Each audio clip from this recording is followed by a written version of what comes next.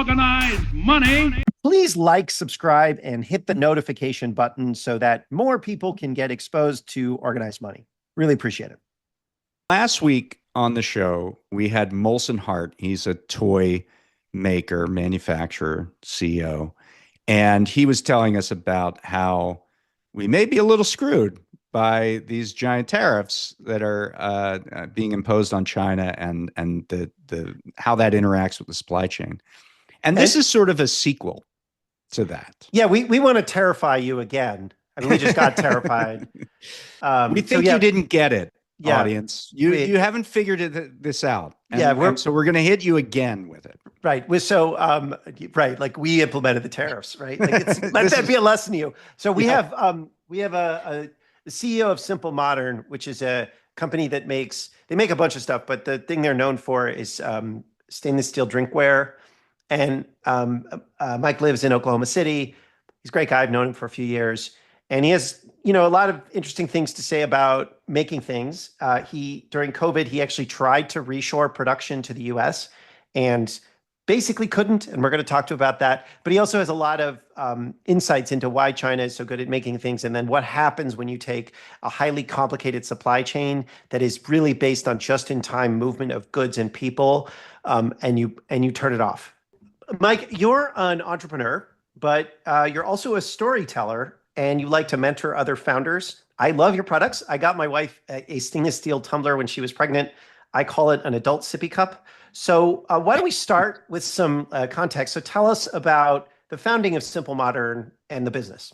Yeah, absolutely. So very atypical career arc. I actually spent about 10 years of my career in the nonprofit world before becoming an entrepreneur. And I think there's a lot of through lines with the way that I try and approach building a business. In 2012, I went full time into helping my brother with a business that I had helped him start that got pretty significant size. It was in the e-commerce area. And then by about 2015, I really had this interesting dream for an atypical business, mission driven. You start with who are the people you want to be working with, the kind of impact that you want to make, and then you kind of work backwards into what do you sell. And we had a strong e-commerce background, my co-founders and I. So we looked at a lot of different things that we could start with. We knew we wanted to start to try and sell on the Amazon marketplace. We'd had some success there. We knew the scale that was possible. And our third product that we tried, the first two had just enough success that we didn't quit. Our third product we tried was an insulated water bottle. And almost immediately we knew, hey, we've probably got something here. Everybody around me thought this was a terrible idea. We were walking into a highly competitive industry, commoditized industry. Yeti was really crushing it at this point in time. Mm-hmm. It's never a good news when your uncle asks you at Thanksgiving, like, how's your Yeti knockoff thing going? So thanks for the vote of confidence. Yeah, exactly. I tell people that, we're bootstrapped for really two reasons. One is that we had this idea of we're going to build the entire company around this idea of generosity. And investors, usually are not as excited about that idea. They want the returns to accrue to them. But the second reason is that nobody thought it was really a very good idea. So it's not like there were a lot of people trying to give us money. But we grew it with bootstrap funds that I provided. And today we're a 9-figure company. We employ about 100 people. We're based out of Oklahoma. And we sold our 50 millionth tumbler water bottle last year. And so that's a level of scale that I never would have dreamed was possible. But as a result, I get to have a really front row seat to all the kinds of things that are coming center stage right now. I've become sometimes against my will an expert on supply chains and mass retail and product development and all these things. You have to learn a bunch of different things to run a consumer brand, and all of those have been in the news obviously recently. Well, we'll get into that in a second, but just to talk about this market in general. Like, it's funny that your uncle said it was a Yeti knockoff, but I'm wondering how you did differentiate yourself in the marketplace in that way, and how much of that was about sort of this philosophy which is similar to like Tom's. I think of Tom's when I think of you, Yeah. like this idea of a force for good. Yeah. How much was that part of the pitch sort of to consumers in terms of differentiating yourselves, or was it more, the quality of the product? So what I will tell people, it's interesting. I think the Tom's example gets used a lot with us because we are so atypical. It's a little bit difficult to categorize us. And I do a lot of mentoring of other business leaders, of aspiring entrepreneurs. And counterintuitively, one of the pieces of advice I give them is you really have to earn the right to be idealistic Mm, because the average customer just does not think about things in this way. At least the average American customer, they're primarily looking at, hey, what's the level of quality? What are the features I'm getting? And what's the price? And we can, I guess, spend all day talking about whether or not that's the way that the world should work, but it's definitely behaviorally the way that people do work. So I think early on, I do not think people bought our products because they knew about our mission or they knew about the giving.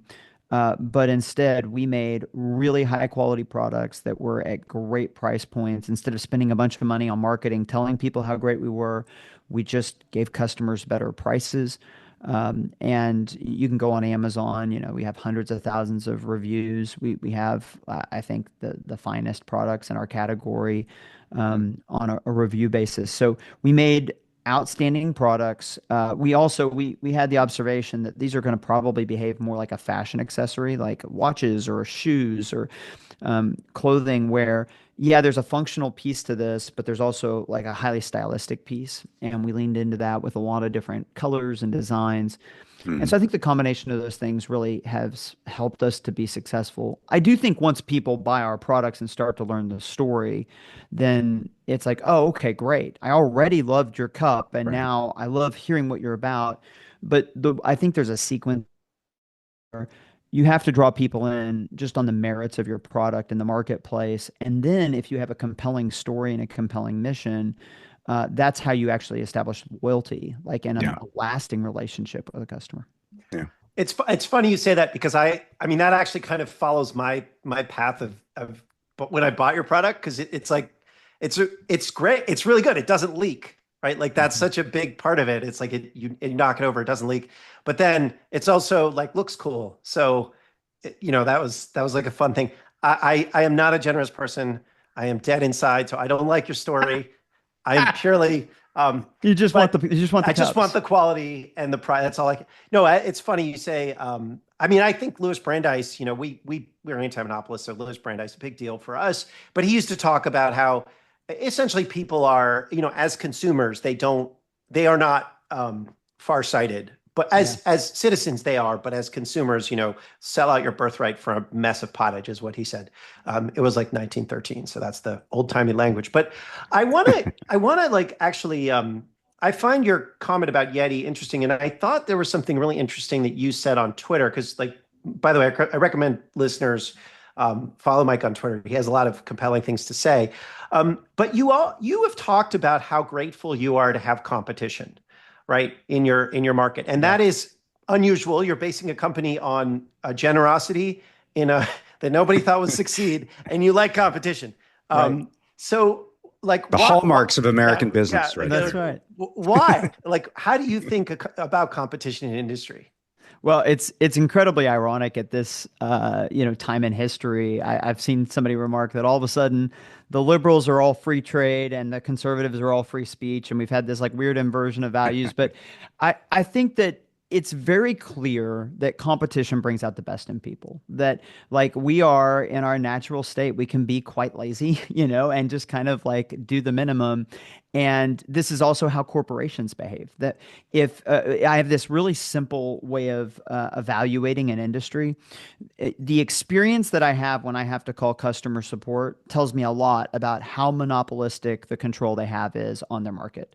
Because when you get a terrible customer experience, it's almost always because they're just not worried about you going anywhere else because they Right. don't have to compete. And conversely, when you're in highly competitive markets, they're constantly coming out with new features. They're constantly increasing the value proposition. The customer support is great. And one of the analogies I love to use is the 100-meter men's final from last summer. The eighth place finisher in that race ran the 8th, 7th, 6th, 5th, 4th, 3rd, all ran the fastest times that had ever been run for that place in that race. And it was really an example where like the cumulative excellence of the field just raised the level of the race, and it definitely pushed the winners of the race to run a better race. And business works exactly like this, that when there's more competition, not only do customers come out better, but it helps firms to be more healthy. And one of the reasons I love competition is that I have a growth mindset. I want to become a better version of myself, and it helps unlock that better version of myself that every day I have to get up and say, okay, how are we going to be better today? So I'm unapologetically free markets in that idea that competition is a good thing, and that you could make a really good argument that over the last 200 years, much of the progress that we've achieved as a humanity, the way that we've beaten back hunger and illiteracy and poverty, flows out of an embracing of competition. And that's often been under a capitalism framework. And sometimes, obviously, that fails and there's plenty of flaws with it. But I don't think we've found a better one yet to inspire competition, which is kind of the fundamental hallmark of human thriving and us advancing. And I think it's the same thing with businesses. Well, let's go from that to the tariff situation, which has obviously been this kind of neutron bomb that's been put into the market right now. You said recently that this is a supply chain disaster that could dwarf the chaos during COVID. I remember COVID being pretty darn chaotic, so that kind of frightens me. So tell me what that means. In what ways are we going to be looking at something that could potentially be worse than COVID? So I'll start with an analogy. I spent some time in Moscow over the course of my life, and Moscow has an incredible transit system. In fact, I live in Oklahoma, and during rush hour, they'll have more people underground on the subway at any given point in time than live in the entire state of Oklahoma. This is one city. And if you go to one of the stations, you'll see the trains, they just run, you can set your watch to it. And I remember when I was in Copenhagen, they had a sign up that would tell you within 15 seconds when a train was going to be there. Like, oh, it'll be in here in 2 minutes and 15 seconds. That's good, because I was very worried that I was going to not get a break on seconds on that. Well, and one of the reasons why it has to work that way is because in the really high traffic areas like Moscow, for example, if you didn't have him running on those 15 seconds, if it took 45 or if it took a minute and a half, there'd be people on the track. Like you literally would have like a catastrophe on your hands. It has to run with that level of precision or everything breaks down. Because there's one coming behind you. That's exactly right. And there's these escalators that are just full of people that just keep coming. This is what the supply chain looks like. The supply chain is this highly optimized thing based on a bunch of assumptions that is a modern miracle. And I don't think we've really appreciated what we've built and the level of trade that we've been able to achieve over the last several thousand years in the world. But what we've built up to is amazing, but it's all based on assumptions and probabilities and what's likely to happen. What we have found is that when those assumptions start to break down, the supply chain has limited ability to adapt to those on the fly. So if you get just like finance or anything else, when you get these, second and third derivative probability events that happen, then the supply chain just doesn't have the ability to really handle them. And they have a term for it. They call it a bullwhip. But like with a bullwhip, you move your wrist a little bit, and that little bit of motion by the end of the rope is like this huge, whoosh, and it's like this huge range of motion. And that's the way it is with supply chains, that it's a little bit like the butterfly effect. You can mess with something a little bit in Jakarta, and then San Francisco is a disaster 2 months later.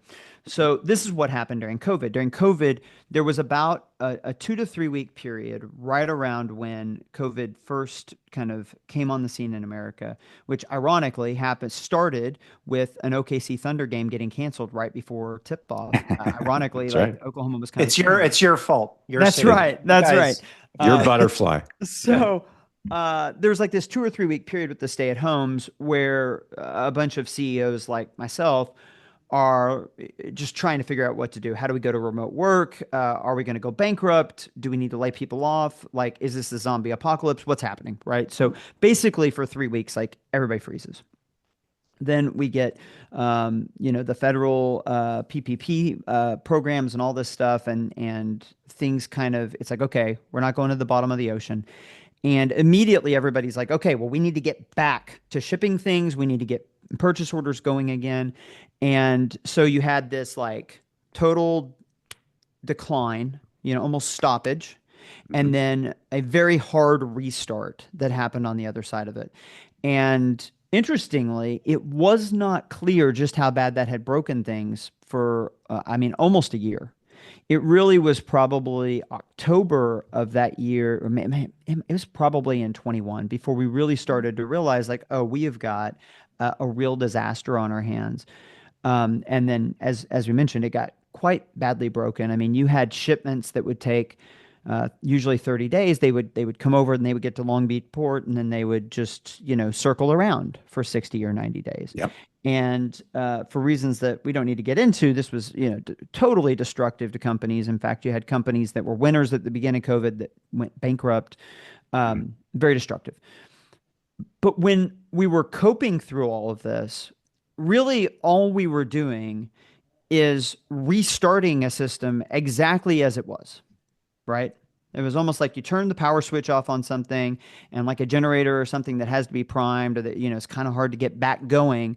That's kind of what the supply chain was. It's like, oh, we're still buying from the same factories, from the same places. Everything's basically working the same. We just have to kind of restart it. This time is going to be different because we're not just restarting the supply chain. We're going to rebuild it. So we have a hard stop. And right now, I would say we're at a month of like a pretty much a hard stop. And we don't know how long that hard stop will last, at least when it comes to China, which, China's another issue. Are we going to partially decouple? Are we going to fully decouple? Right. There's a lot of different opinions out there. But I will say that whether we partially or fully decouple, we're not just restarting up the machine that was going a month ago. And so right now, what you have is every American business is basically saying, okay, I know that I can't be fully dependent on China for production right now. I have to start to move some or all of my production somewhere else. Is that Thailand? Is that Vietnam? Is that India? Can I onshore some of it? And that process is incredibly disruptive in its own particular ways, because like if I want to make something in the United States, if I want to onshore something, that takes machines. Where do those machines come from? Likely China, but usually somewhere other than the United States. And those have to be moved by a ship. And like, let's say India goes plus 70%, for example, in trade, because it looks like they're going to be the first trade deal we sign. Well, right. Do they have the electrical grid to support that? Or will their electrical grid fail? If they have the electrical grid, do they have the workers? If they have the workers in the electrical grid, do they have the ports to be able to handle that kind of volume? Do they have the trucking? Do they have the infrastructure? And what you end up learning about supply chains is that they're only as strong as their weakest link. So really simple example, I've got 1,000 boxes that are in China, and each one needs a whole container to ship. And I need to ship them to the United States. And I have 1,000 boxes, and I have 1,000 ships, or whatever. I have enough ship capacity, and I have the trucking, and I have everything else, but I only have 500 containers in China. Well, you know what? I can only move 500 things because I'm only as good as my most stringent constraint.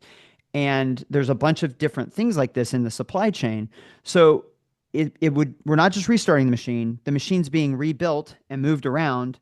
And we're trying to restart the machine, and we're trying to do that all simultaneously. And so I think whatever comes next is likely to be significantly more chaotic than the bouncing back from COVID.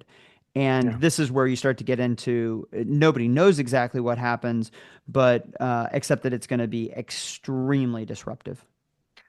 So when are normal consumers going to feel the impact? Imminently. So there are kind of the equivalent of, how the market has a limit down. Mhm. There are some things like that in the retail world. Like, Wait, sorry. No, why don't you explain that for yeah, listeners? so I know what you're talking about. sure. I'm not confused by that statement. So In the stock Yeah. market, they have they call it a circuit breaker or a limit down. But basically, the idea is if the market moves too much down at any given point in time, Right. then they kind of like take a timeout. It's just like, okay, we're gonna hit pause. Well, because sometimes it's like an algorithm went crazy. Sometimes it's like just like it's to kind of stop people from completely panicking, basically. And because as much as we want to believe our markets are efficient, obviously they are sometimes not. They're more emotion driven.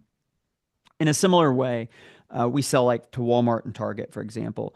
Well, they both have policies in place that if you want to change your pricing, and this is worth saying here, the way that the whole machine works is that you come to agreements with retailers often more than a year in advance of a thing being on a shelf. So, for example, we had a meeting with Target today where we were talking about a shelf reset that will happen in March of next year and will carry until Hmm. February of 27. So, we're talking today about pricing potentially for 2 years from now. So, you plan in these longer cycles. And if you want to suddenly change the plan, which is obviously an example of what's going on here, they ask you, you have to give them 60 or 90 days notice, and they don't have to do it for 60 or 90 days. And I think it's kind of the equivalent of like a circuit breaker in this particular case, because the everybody wants to raise prices right now. Everybody does. And Hmm. in fact, we didn't call Walmart immediately, and our buyer eventually reached out to us and was like, okay, how much are you raising prices? I can't believe I haven't heard from you, because like that's the only conversation she'd been having. So Hmm. you're going to see a deluge of price increases. And here's one. There's a couple reasons why. One is really simply some of this stuff that needs to be sold this year is going to have to come in and be tariffed at crazy rates. Like I posted on Twitter, and I apparently Yeah, I hurt a saw bunch of this. people's feelings by posting a spreadsheet. But I just posted like, hey, here's a tariff that we paid today. Some of that's going to have to be paid. And what was it? It was because I It was looked at like some this. bags. It's some bags that are made out of EVA material that we sell, and so we went ahead and sent them. And when you Uh, add the whole tariffs up, it was something like 160% or yeah, maybe yeah, more. Yeah. it's a ton. I mean, so an item that would have cost you $10 to import before now costs you 26, Right. and it's obviously like that's going to lead to price increases. That's going to lead to inflation. So there's some short term stuff where like this is all highly orchestrated, what is going to be on a shelf, and you can't just pivot on a month. Like the stuff takes way more time to plan out and to get made. And so there's just going to be some inflation that's like short term, we've got to pull stuff out of China, even if you're diversifying, whatever. The more intermediate long term inflation is that we're just going to have a more complicated supply chain, and stuff is you're going to have more diversity in your supply chain. So being concentrated in your supply chain helps you to be more efficient, but it also leads to more risk. And so if you were totally concentrated in China right now, you have a ton of risk on your hands. And having multiple manufacturers in multiple parts of the world is less efficient, but it's probably wiser under. Yeah. So that's like a long term, you can call it inflation, but you could also just call it resiliency. And Yeah, and and we and can make an it's argument it's good. We could even like yeah, as an example, you could make an argument that hey, probably the world is better. It might lead to inflation, but maybe it's inflation that's better for the world. you're kind of saying what we've been doing is not pricing in that risk, Or by simply here's even ignoring it. another way of saying it. Um, we know that China subsidizes its industry. And so we've been buying subsidized products. Now you can think about that. Sometimes that subsidy is literally they're like, "Hey, it cost you $4 to make it, and we're going to kick in this subsidy so you can sell it for 375 or something." This is some of the stuff that I think the trade hawks have been really frustrated by. But it can also be as simple as working capital. Like the way that business works, I invest capital, I need to get a certain amount of return, and if I'm getting free money from somewhere, then I can take much lower returns. I can just behave in different ways than I normally would. And so, to some extent, the way that we've had the Temus of the world and the really extremely low prices is due to regulatory loopholes, like the 321 and some of the other programs that they were using to bring goods into the country. But then also, you just have subsidized manufacturing, and that's going away. If you go to India, they're not going to be subsidizing their manufacturers the way that China was. So anyway, it's getting more expensive. Everything's going to get more expensive, and then there's kind of the secondary concern, which is that it's just going to be hard to get things.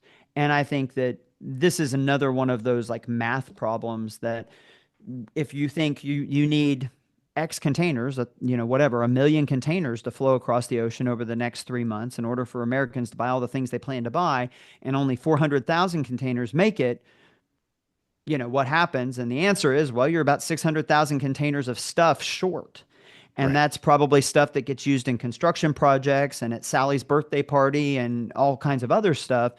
And I think that that's what people are going to immediately start to notice is it's like, what do you mean I can't buy? I mean, to use Trump's example, what do you mean I can't buy another doll for my daughter's birthday party? What do you mean they're all sold out? And Well, people, clearly they'll think back on what the president said and said, "Well, I'm confident that my child will not be upset by only having $2." yeah, and again, to be fair, it's like I think the point that we just made that what the consumer is going to want to do is not always in their best long-term interests or necessarily in the best long-term interests of the country, Right. but they are going to notice, like for sure. Yeah. And we already have had multiple retailers. I mean, it is about to get a lot more intense than this, but we've already had 3 or 4 retailers reach out and say, "What do you have that you can sell us? We'll Oh, take whatever interesting. you got." Yeah, Wow. that's And that's interesting. going to ramp up. Like if you have inventory right now, then it's funny how inventory works. Like when you run an inventory business, basically the only question is, did you overbuy or underbuy? You never correctly bought. So it's like, do you have too much or too little? Right. And when you have too much, you hate it. And you're like, gosh, I want to turn this into cash. And when you have too little, you're like, I wish I bought more. And you just live this kind of tortured existence. We are very overbought in a few areas. And usually it would be like, how quickly can we get out of this and turn this into cash? But today it's like, it's the best place to be. Like Mm. having a lot of inventory that actually is here, that is, that customers can buy is probably one of the things that helps us to navigate this. So, okay. So one of the things originally I wanted to kind of have you on because of your experience, like post COVID, saying, you know what, we're gonna reshore production. Like I want to Yeah. make things in the U.S. And then you talked about how you're gonna have to pay something like I think you put $40 million in tariffs because of what the Trump administration did. But then you also said we've invested for many nuanced reasons. We still don't have the ability to produce a large percentage of our products in the US. I know this to be true for many companies. It is not a lack of willingness to make things in the US. It is a lack of financial viability. So, like, what was the experience in trying to make things here? Why couldn't you? Why didn't it work? Or what did work? What didn't? Like, what's the, why is production so Yeah. hard here? So it's a multifaceted question. We could probably spend hours about it, but I'll try and give the most simplistic answer possible. One reason is that almost all manufacturing depends on tooling, and almost all the tooling experts in the world are in China. And that owning the tooling is a very important and key part of this. I think one of the things So I've had. that's to make the machines that then make your Yes, things, that's right? right. Okay. All right. And these Yeah. tools can get very complicated. In fact, right now Apple is trying to move a bunch of its tools from China to India and is being met with some resistance, not surprisingly by China that does not want to send its tools out. Mhm. But Tim Cook has a great clip where he talks about this, that people assume they're in China because of the low cost labor. And he's like, it's not that at all. It's the tooling. We have to have so much high precision tooling, and China is the best in the world. And so that's a piece of it. Like if you in America, there are a handful, I mean, dozens, maybe a couple hundred tooling experts. In China, there are thousands, tens of thousands. And so we have not, in this country, we have not made it aspirational to be great at working in the physical world and creating things. And that's really been reflected that in a lot of the trades, and I think you could talk about tooling as an example of one of the trades, there's just not a pipeline. Even the people that are in it are later career. So that's one example, is that the tooling, you're still, if you're having to buy your machines and your tools from overseas, then you're highly dependent on China even then. And you've seen this with a lot of what people who are doing domestic manufacturing are saying right now, is that, hey, we are doing all of the assembly and putting things together and the creating here, but we're still buying raw inputs from China. And if those raw inputs are being tariffed at 150%, then that kills our domestic manufacturing. So China there are some raw inputs that China, I mean, famously rare earth metals and some other things that, China is the best place to get those, and has somewhat monopolized, maybe unfairly, those markets. So sometimes it's inputs. Some of it is just, it takes time. And so you have to think in longer time horizons. This is where, from like a policy perspective, it's really destructive if you get a Dr. Jekyll and Mr. Hyde kind of approach towards policy. What China, the one thing. Well, wait, sorry. What your experience, so you couldn't get the tooling. Were there or you could get the tooling, but it was too expensive, or like what? Yeah, because you really tried to do it. We right? did it, and we did it. We made a couple million units probably for Walmart. We made plastic water bottles because the vacuum insulated stainless steel ones are probably like an order of magnitude more complicated. So we started with something that we felt like we could get our arms around. And the problem really became for us that in order to make all the numbers work, what you have to have is throughput. And you've got to have really consistent, high volume, so that you can plan all of your costs, your rent, your people, your property, plant, and equipment. You can spread that out over a lot of volume. This is one of the reasons why more contract manufacturing is more of the norm in the world, right? That if I'm making cups for 50 people, it's a lot easier for me to make sure I have a stable demand profile than if I'm making it for one company. So for example, with us, we were selling to Walmart, and we were selling a bunch of these plastic bottles, and they came to us and said, hey, the sales rates on your vacuum insulated stainless steel stuff is just so much better. And so we were maybe kind of nominally making it work on the economics with the plastic. But even then, our major sales partners like, hey, we really want less of that, and we want more of the stainless steel thing. So there, it was multifaceted. I see. That makes sense. Issues.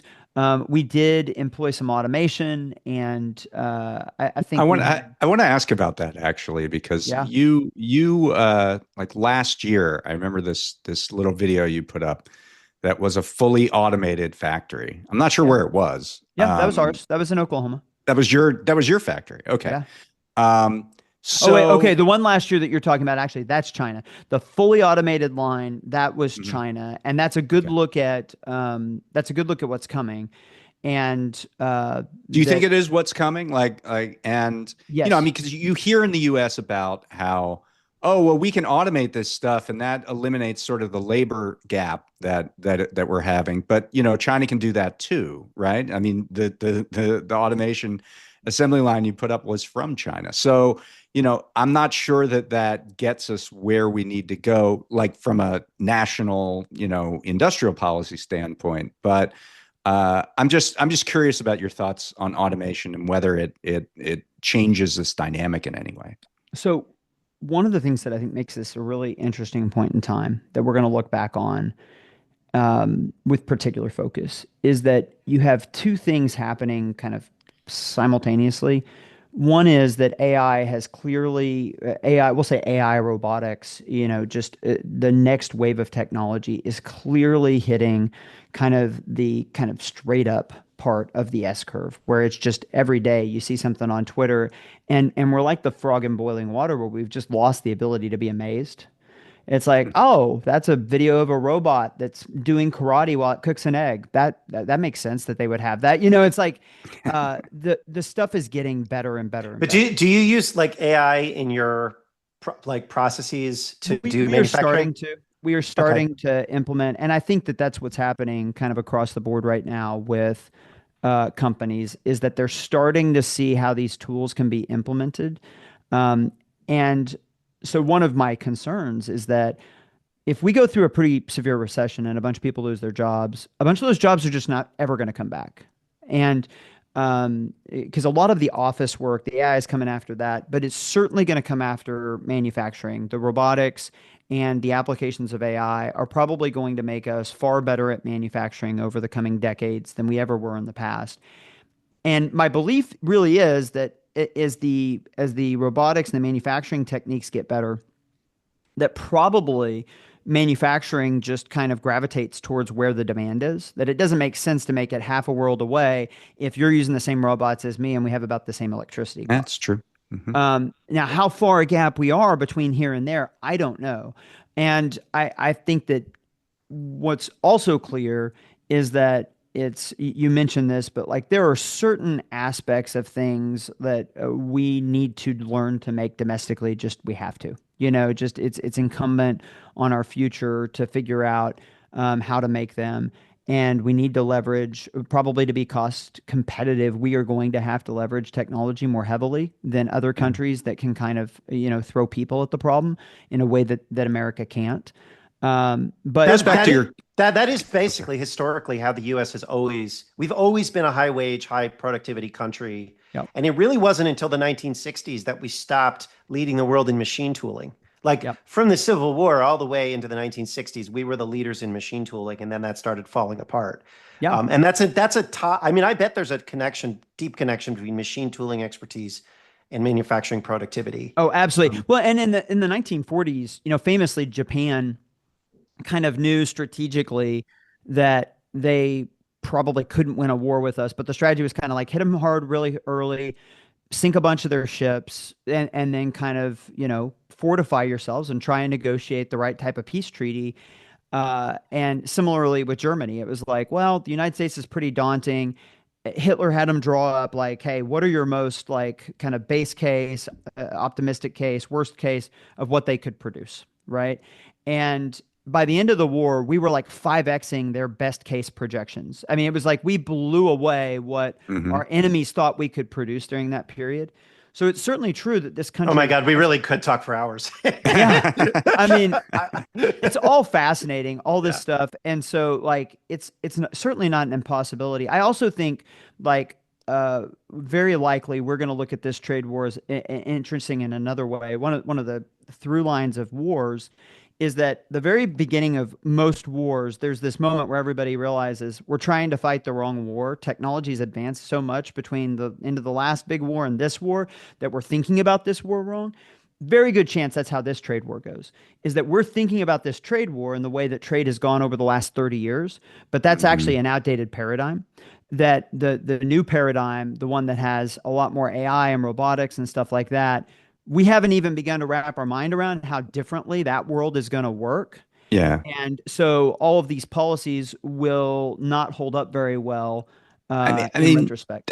that makes sense. But just building off your previous point about tooling, I mean, if we're in a situation where there is this gap where the Chinese have much more experience and expertise in that capacity, it seems like robotics is a form of that, right? Yep, And absolutely. if they're going to cluster around better robotics, we're still going to be running behind, even if we can sort of catch up through automation because of geographically speaking, what Yep. you talked about. 70% of robotics deployed in manufacturing were deployed in China in the last year, Yeah, I think is the number. And so obviously, yeah. that they have really embraced it. I mean, I know I'm talking to a wide array of people, like in terms of political ideology, but like they've really embraced nuclear. They've really, in a way that our country has not been willing to. Hmm. And I think that one thing, it's interesting. I listened to a couple of Biden advisors. They were on Plain English with Derek Thompson. And I think that they made a really good point that in our country, both sides of the aisle have parts of the fix, but neither party kind of has the willingness to do all the parts of the fix. That it's like China is willing to do the deregulation and the energy policy and that its companies need, while they're also willing to provide this long-term planning and the government support and several other key facets that their industries need. And in America, you tend to see more of a hodgepodge in the two different political trains of thought. They've also just built an ecosystem. Yeah, right? well, that's what it is. That's the word I use all the time, is the ecosystem. And you really feel like, it just as a simple example, like let's say I'm making something that needs a silicon part. There's like 2 or 3 people in the United States that are experts on silicon, and they would tell you that even if you buy all the machines, you can't make it at the prices China's selling it for. You can't make it for the prices China's selling it for. If I'm in parts of China, it's like there's 15 people within 20 square miles, that like make silicon, and I can call up 7 of them today and get quotes, and I can get this. It's your competition story. Let me. That's. I mean, if you needed a structured credit product, there are many people in the U.S. that you could call to get that structured credit product. That's right. That's right. And I'm not, and if you needed to really like the best targeted advertising in the world, there are many people you call up, which isn't to say that those are, that we don't need structured credit products, but it is to say that we have talent. It just seems like that talent, like it both, you want to talk both sides of the aisle. I think nobody is saying that the drive to reindustrialize, to focus on making things here, really you got to drive a truck through Wall Street and sort of scatter that talent away from making structured credit products and towards robotics and machine tooling and actually like physically making things, because there really is a trade-off. Because nobody learns from one another if there are only 3 people who have the expertise. I mean, the whole point of building an ecosystem is that you build those efficiencies. Also, it's almost like the competition story that you were talking about. That's how you get better. That's right. That's right. And it is amazing. A point that's worth making there is that China has been viewed as this kind of copycat that it'll like let somebody else figure things out and then it'll copy them and it'll make them cheaper. But what's happening more and more now is that because they're doing all the manufacturing, they're constantly experimenting. And they are coming up with the innovation. And my experience with manufacturing partners in China is that they are quite innovative. That a lot of times when we're working with them, for example, with our product development team, they're the ones who come up with the breakthrough idea. Sometimes it's us, for sure. I mean, it's a collaborative process, but they're smart. And they are, I think a lot of what's happened, as a society, we have not necessarily incentivized things that build things in the physical world. I think you mentioned that, Matt, that listen, it's been really trendy to go work on Wall Street or to get a job at Meta. And our lead in tech is certainly one of the reasons why we're still very, very relevant and still probably the biggest superpower. But we have really abandoned how important it is to build things in the real world. And that we as a society probably need to re-incentivize that. We need to figure out how to get incentives where, the next talented group of people graduating say, I do want to play with robotics. I do want us to have the best drone technology. I do want us to figure out, the most carbon efficient way to create electricity. And we need to be a society that celebrates those things. Okay, so we got to move on to something, your experience with Amazon and distribution, which I think is fascinating. But I want to make one observation, which is we just talked about like when COVID hit, the caused by Oklahoma City, the basketball team. It's your fault. And it wasn't there. It was actually the other team. That's right, Rudy Gobert. It's Rudy Gobert's fault. Actually, Mike, Rudy Gobert's fault. It was you personally. Me personally. You did it. But one thing that I think is worth noting. Oh, I had a really good point and then I forgot it. We'll just go on. I think this is what I was going to say, that thing that I forgot. We did not take COVID seriously until the stock market fell. And I think that was really strange. Like we knew COVID was like, it was for about a week. There was this weird moment when everyone was like, there is this disease that seems really scary and it shut down China. Should anyone take it seriously? And then the stock market fell and people were like, oh, okay, it's real. If Wall Street believes it's real. And I think that's an indication that we don't think things matter or need to be dealt with until the people in finance say that they need to be dealt with. And So one thing I don't want to over romanticize China because it is a black box. We don't know a lot of what's going on there. Um, but I do want to um, talk a little bit about Amazon and Jeff Bezos because you've been critical, but you're also a big admirer.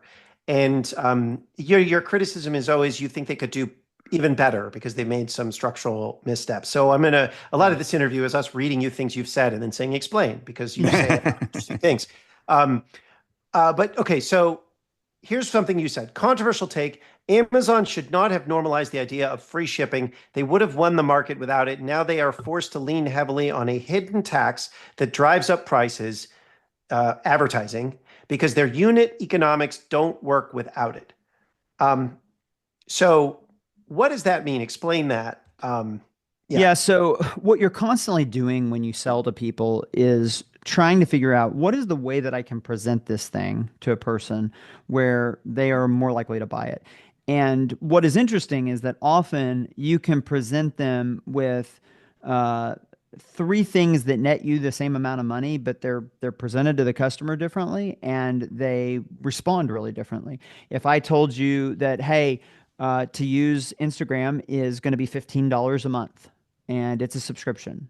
Would you pay it? How many people would pay it? Well, a lot less people would use Instagram than currently do. And I don't know what their metrics are of how much they make in advertising per user per month, but whatever it is, $5, $15.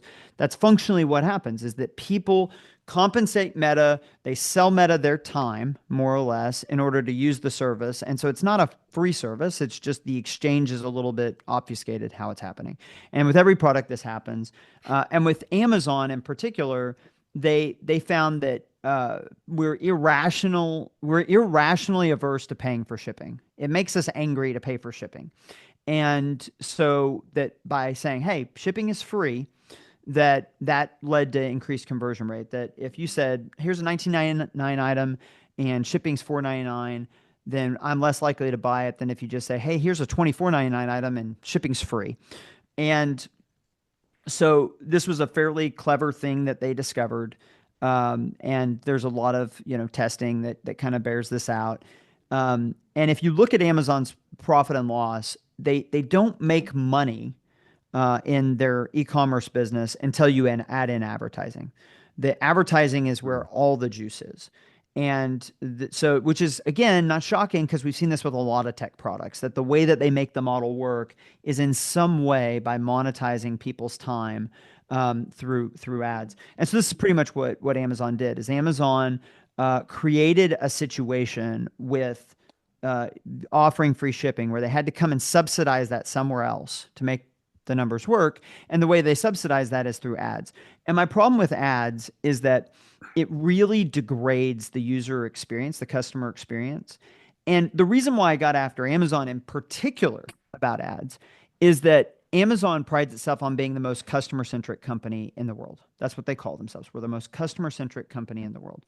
And if you're going to call yourself that, it's really hard if then I search, for bed sheets and the first 7 things I see are all ads and they're all from these consonant soup Chinese companies I've never heard from. Like, this is not relevant. This is not really what I'm looking for, but it's what I'm being given because it's what makes the economic model work.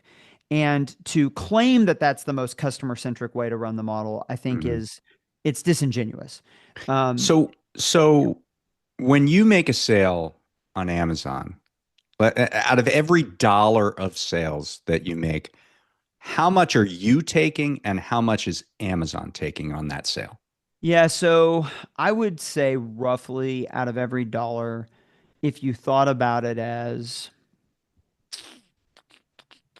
well, you've got a bunch of costs in there. I mean, in a general way of thinking about it, when we sell something on Amazon, our cost of goods sold is going to be a chunk of that, like 25 or 30%.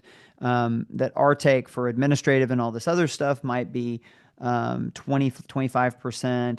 Amazon is going to take maybe 40%, but then they're going to turn right around and spend 25 or 30% of that almost right off the bat in putting that product in the mail and getting it to the customer. And it's actually really fascinating. Everybody kind of thinks about retail and they just assume that people are just killing it. But the reality is your margins are almost always pretty thin. So, like retailers almost always run single digit margins, and that's not like funny accounting, like that's just the game. The game is you sell a lot of stuff at a smaller margin and you end up making a decent number. So same thing with us, we might only make $4, $5, $6 in profit on a water bottle when we sell it. Which does not seem, to me, that kind of passes the smell test for the quality of product and everything else. But the only way you make a company work if you're doing that is you got to sell like 10 million a year or 20, a whole bunch of them in order to make the numbers work. Right. So in sort of a nerdy Amazon question. So you started out as a third-party seller on Amazon, right? So Amazon Marketplace, yeah. Yeah. So you just like we're opening up shop, but now you sell wholesale to Amazon. So that's Amazon right. Is, what? So like, what was that transition like? And just to give a little bit more context, you actually ship in bulk to Amazon, and then Amazon is the retailer to the end customer. That's what the wholesale relationship is like. It's what the big brands do. Yeah, so Amazon runs an interesting hybrid model where some of the things they sell, they're more or less just kind of holding it for the brand and saying, if you sell this, we'll pay you for it. And then another chunk of what they sell, they own and they're selling it. They've bought it from a brand and they have that inventory and that risk. And we've actually lived on both sides. To me, the Amazon Marketplace is a very fascinating, it was a fascinating invention. And I won't bore people with all the reasons why it was so brilliant, but I will say there's one thing I love about it and there's one thing I hate about it, and they're kind of intertwined. And this is a good example of how you really have to have a clear set of defining values to kind of think about what you're aiming for and what you want in society and what you don't. So the positive of the Amazon Marketplace is that it's totally decentralized. There's no gatekeepers. So somebody like Mike Beckham can show up. I can plunk down $20. I can open up an Amazon Marketplace account. I can go and source product from wherever. I can create a brand and I can be selling almost immediately. And if I can get that in front of customers and make that compelling, then I can build a company from, a couple $100,000 in seed money to a 9-figure company that's selling globally. That's what we did. And it's one of the reasons why we're given so much respect kind of in the Amazon community is if you look at the all-time outcomes from the marketplace, Simple Modern's probably a top 10, top 20. There's been 10 million people that have sold in the marketplace across all the 10 million companies. Mm-hmm. And Simple Modern's probably a top 25 type outcome. Wow. And so it is amazing because, I used this Yeti example earlier. No buyer wanted to talk to us. Nobody was taking that call. Nobody believed in us. We were given an opportunity. I mean, and that's the American dream, right? Like you're going for it. You're putting in the work. You're taking on the risk with your capital, and you get to reap the rewards if you build something that people find meaningful. So that's great. That's the good side. It's the good side. But the bad side is just the other side of that same coin. There are no gatekeepers, right? It's all algorithms. And the very thing that made it possible for me to be able to spin up a business from nothing is also the thing that makes it often like the Wild Wild West, where you've got people from, China and all over the world that are on there that are manipulating the system, that are bribing people, that are breaking U.S. import laws, that are giving customers a bad experience. Just as a simple example, often these marketplaces will say, well, we don't own the inventory, so we don't have the responsibility for the inventory. If we sell to Target, we sell a kid's water bottle to Target, you better believe they're running it through safety testing, right? But you won't in the marketplace because they're going to say, well, we don't own that inventory. Like we don't have the legal responsibility to test for that. And so I think that the reality is that the marketplace has been amazing to me. And there's a mechanism that I think there's a version of that can work, but you do have to put some kind of standards and some kind of mechanisms and gatekeepers in place. Because right now it's a government, but it's a government that's set up by Amazon and it's a little bit obscure. You tell this story about how your account was suspended. This was several years ago, right before Black Friday. I mean, I've heard stories like that are crazy. Like I heard about two Amazon third-party sellers who met each other at a convention and got together and then moved in together, and their accounts were immediately suspended because it was the same IP Yeah. address coming from the Yeah. same place, different IP addresses from the same place. So like they had to get permission from Amazon to get married Right. or to live together, right? And so Right. like that is crazy. And and what I always hear from sellers is, Amazon hates unions. yeah, all of them, including civil unions. The what I hear from people all the time is that it's just hard to get an answer out of Amazon. Like, what did I do wrong? Is the Right. thing that people are asking, right? Well, part of the problem is just scale. And we've seen this with all the tech companies. I mean, we've created technology that the only way you can really govern it is through algorithms. And so it's easy. It's easy to open up X or Instagram or whatever and say, how in the world are you allowing that thing to be on your platform? And the reality is that they're all governing to some extent through algorithm, Yeah. and that there's judgment pieces to these things. And so I'm empathetic or sympathetic, whatever the right word is, towards the fact that it's very, very difficult. That some of these things, we're still pretty early on in the internet. We're really less than 20 years away, 25 years away from like it becoming mass adopted. And so we just haven't really fully Mhm. learned how to deal with some of the problems that come with scale. But I think that going back to a point from earlier, I think Amazon's optimized for like, hey, we just want people want cheap price. We're going to give them cheap price. And one of the ways you give them cheap price is that you just say we want a maximum amount of competition, and we're not going to hire a whole bunch of people to personally monitor every account. And so, if one of the costs of cheaper prices is that we have to govern by algorithm, and a few, good sellers get shut down and some black hats don't, then that's just kind of, going to be the cost.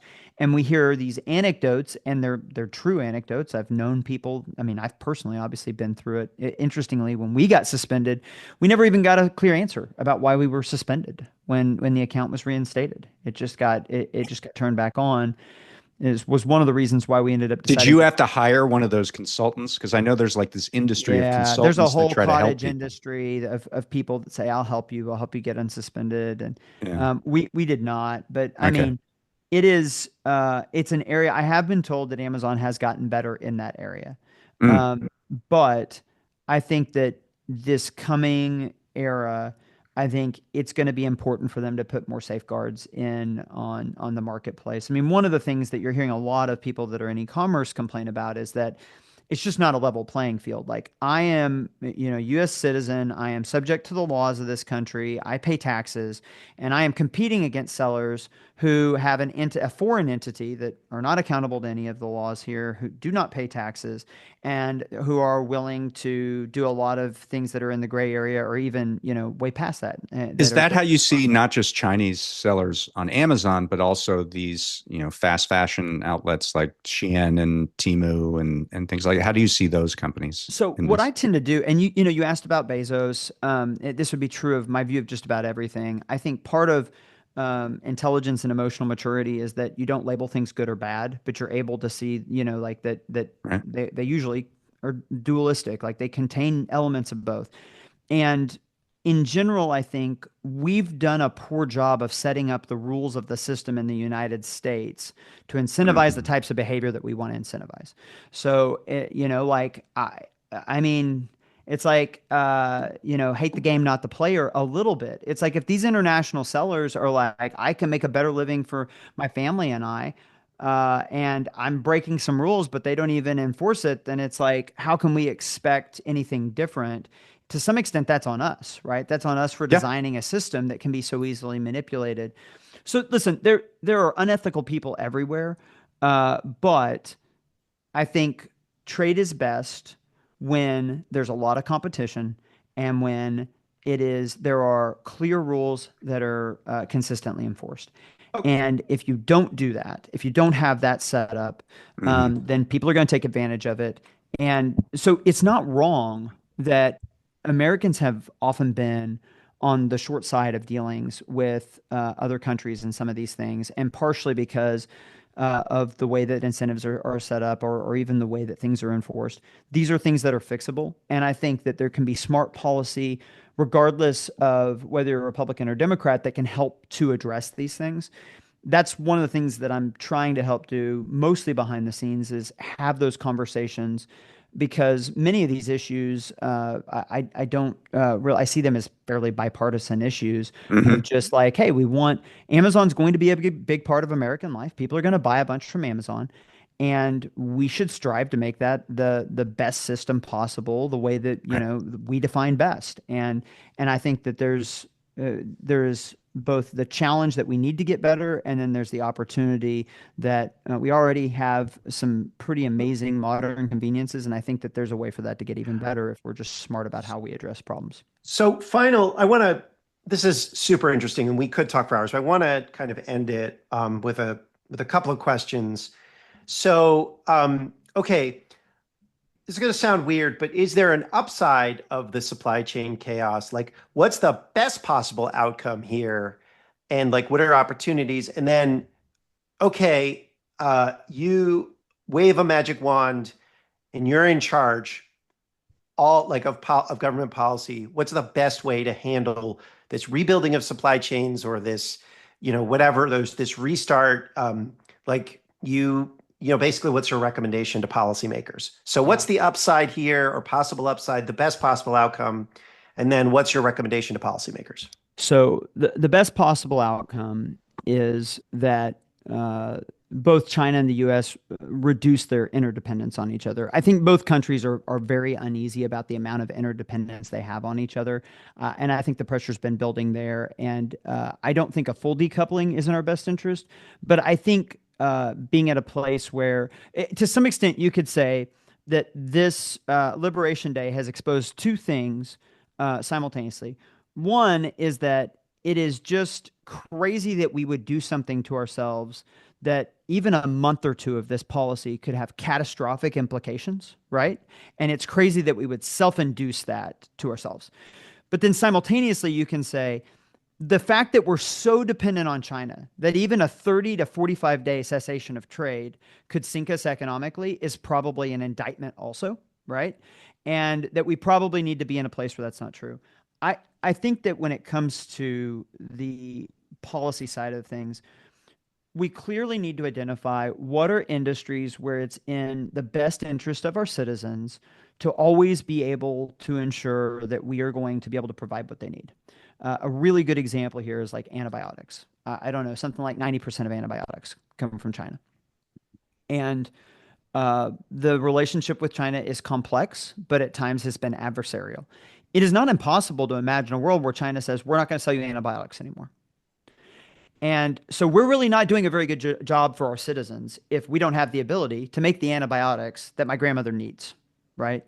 And I think it starts at the top, where we say there are several industries that whatever it takes, and this is probably, energy, chips, antibiotics. I mean, there's a few others, probably rare earth metals are another one that are probably going to need to get that way, where we say, whatever it takes, we just have to have the ability. It is incumbent upon us, in order to take care of our citizens, to make sure that we can do these things, and that we're willing to invest in those programs. So that would be the place where I would try and get alignment, is can we get alignment on what are kind of critical needs of our society, that we cannot find ourselves in a situation where if we can't get them externally, we're just up a creek. And how do we make sure that we're investing in that? And then how do we set a path out that, regardless of administration and regardless of the midterm, can stay for 10, 20, 30 years? Because if we can't, then we're going to continue to do this schizophrenic thing. And business owners cannot and will not plan around an uncertain future. So the most disturbing thing that's going on right now is everybody's frozen. Like, nobody's buying equipment for domestic manufacturing right now because they have no idea what the policy is even going to be in 30 days, much less, 3 years. So you have to give the class of people I mean, like we talked about tooling. How do you develop a tooling industry? Well, it's going to take a decade or two, you know, Yeah. it's going to take consistency. And if we could at a national level, if we could develop some strategic objectives and some consistency that was kind of apolitical, that kind of transcended the parties, where everybody could just agree, yeah, it's important that grandma can get her antibiotics. And then we could consistently give it the funding and the prioritization. I mean, the history has shown America is more than capable of rising to the challenge in those situations. And so I'm an optimist that maybe some of that could come from this. And you can say that the negative view of it is, well, it may be out of necessity because we've put ourselves in a bad situation. But if we can move towards that, we probably have a more stable society, and we're doing a better job of taking care of our citizens, which is fundamentally the responsibility of every government. Yeah. Well, Matt, do you have anything else? No, I mean, I really want to keep talking, but we really can't. So I really, unfortunately, you've been very generous with your time. Like Mike. we could have done a whole sub show on World War II and machine tools. Oh yeah, I love absolutely, that. man. Have you listened to the hardcore histories of World War One and Two? I love so hardcore. It's so good. We didn't even get into antitrust and Amazon. There's like so many cool things. I'm going to do a quick wrap, and we'll finish up. Okay. Well, Mike Beckham, CEO of Simple Modern, thank you for being so generous with your time. Learned a ton right now, and thank you for being on Organized Money. Thanks for having me. It was great being on. All right, great. Ben, you good? Yeah, great job. Okay, great. So I'm gonna stop this recording, and I will. I'm not going to bring up. I'm not going to ask what happened to the Thunder last night. Dude, I'm not going to put that in the show. Self-inflicted. I mean, gosh, worse than COVID. It was bad. It was. Well, we'll see. If we're as Jokic great as, is a one-man team, man. I know. If we're as great as I think we are, like it'll be a learning experience, and Vegas still thinks they're a pretty heavy favorite. We'll see. It's interesting. There are three great teams in the NBA. All three have lost their game one. Oh yeah.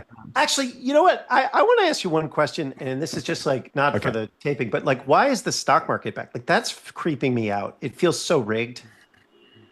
I don't know. I mean, I think that one of the reasons is probably that the market is taking a longer view and saying, like, some of it is easy to get to. Like Walmart is only 5% off its all-time highs, but relative to its peers, Walmart's going to do awesome. Like they're like rubbing their, they're just like, let's go. A recession? Yeah, let's go. We're ready to gain share. So there's some things like that. I think there's some. That's interesting though, because it's like if public companies more generally are weighted, if the market is weighted towards bigger companies and bigger companies do better in a recession and maybe even more so in this environment, then the market would do better. The thing that everybody should be worried about, and one of the more troubling things that Trump has said, they asked him about small businesses, and he's like, why are you always asking me about small businesses? What about the automakers? And it's like, I think that you've got a situation here where the multinationals are going to have a much easier, and the simple moderns even are going to have a much easier job rebuilding their supply chain than the companies with $2 million in revenue or something. And there's a lot of those. And if you start to have those companies laying off people and those companies going bankrupt, then you've got a real dumpster fire on your hands. And so, and those aren't publicly traded. So like in recessions, a lot of times what happens is you get consolidation and the strong hands get stronger. So yeah, the S&P 500 might get even stronger. And at the same time, you might hollow out even more of, the middle class and your small businesses. Let's hope that's not it. But I know businesses that are very on the ropes right now. And it's going to be a dicey couple months. Yeah. All right. Well, that makes sense. All right. Organized money. I asked, Mike is a super optimistic guy, right? And I think what the most optimistic thing he could say about this moment is that essentially it's going to be a learning experience. That's not entirely heartening. But at the same time, your group, the American Economic Liberties Project, wrote a whole paper called The Courage to Learn. And a lot of your work talks about the kind of mass forgetting that we've had in our systems and our laws over the years. And that forgetting is really most acute in manufacturing. I mean, we just, like, so much of what Mike was talking about is we just don't have the institutional memory for how to make stuff. And that's a key part of how to grow and build an industrial hub and an industrial base within your economy.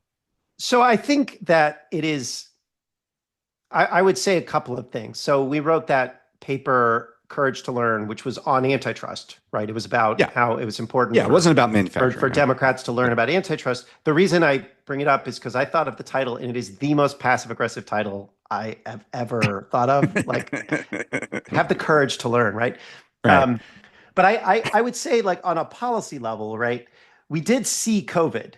We did watch it. And then the government, the Biden White House came out with something called the 100-day supply chain report, where they said, here's what we need to do here's what we want to do. We need to bring back, we need to do battery manufacturing. We need to do pharmaceutical manufacturing. We need to do solar panel manufacturing. And there was one other one, I forget what it was, but I think it was like, it had to do, there was one other. Semiconductors in there? It was semiconductors. And they did all of them except for active pharmaceutical ingredients and pharmaceuticals. Right. And by the way, just literally today, Trump put an executive order out on just that, on pharmaceutical manufacturing. So in one sense, I think it is true. In one sense, I disagree with you, basically. I think we have a lot more capacity here to do manufacturing than we assume, right?